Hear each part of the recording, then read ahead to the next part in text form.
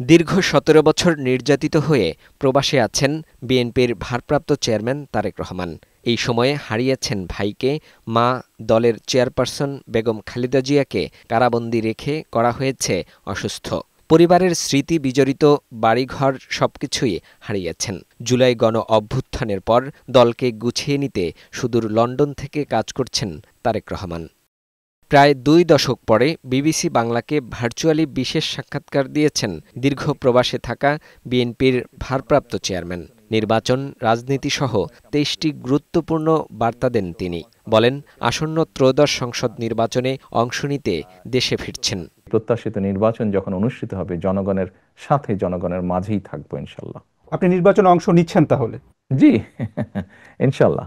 ওনার শারীরিক সক্ষমতা যদি অ্যালাউ করে ওনাকে, নিশ্চয়ই উনি কিছু না কিছু ভূমিকা রাখবেন। তারেক রহমান বলেন, জুলাই আন্দোলনের মাস্টারমাইন্ড দেশের জনগণ। ৬৩ জন শিশু জুলাই আন্দোলনে শহীদ হয়েছে, প্রাণ দিয়েছে ২,০০০-এর মতো মানুষ।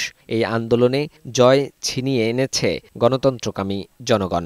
এই আন্দোলন ছিল বাংলাদেশের জনগণের আন্দোলন, যারা গণতন্ত্রে বিশ্বাস করে। এই আন্দোলনের মাস্টার মাইন্ড কোনো দল, কোনো ব্যক্তি নয়।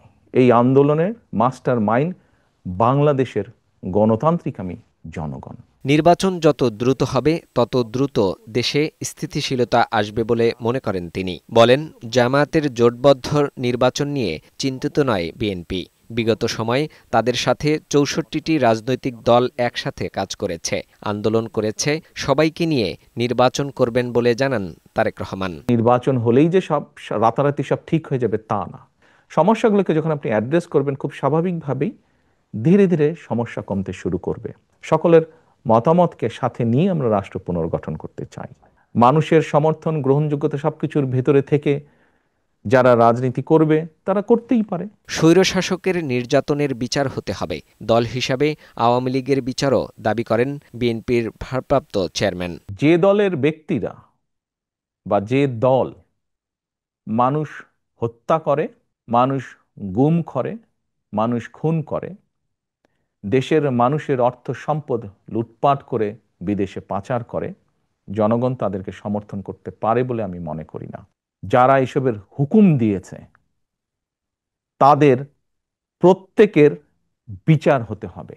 আগামীতে দুর্নীতি হবে না, চাঁদাবাজি সহ বিভিন্ন অভিযোগে অভিযুক্তদের দল থেকে সাংগঠনিক ব্যবস্থা নেওয়া হয়েছে বলেও জানান তিনি। প্রার্থী নির্বাচনে সততা ও গ্রহণযোগ্যতাকে অগ্রাধিকার দেওয়ার তাগিদ দেন ভারপ্রাপ্ত চেয়ারম্যান। ঘটেছে যেমন, আমরা ব্যবস্থা নিয়েছি তাদের বিরুদ্ধে। যাদের কাজ পুলিশিং করা, তারা কেন তাদের কাজটি করছে না? তারা কেন তাদের কাজে ব্যর্থ? এটি আমাদের প্রশ্ন। ফাহিম মুনাইম, বৈশাখী সংবাদ, ঢাকা।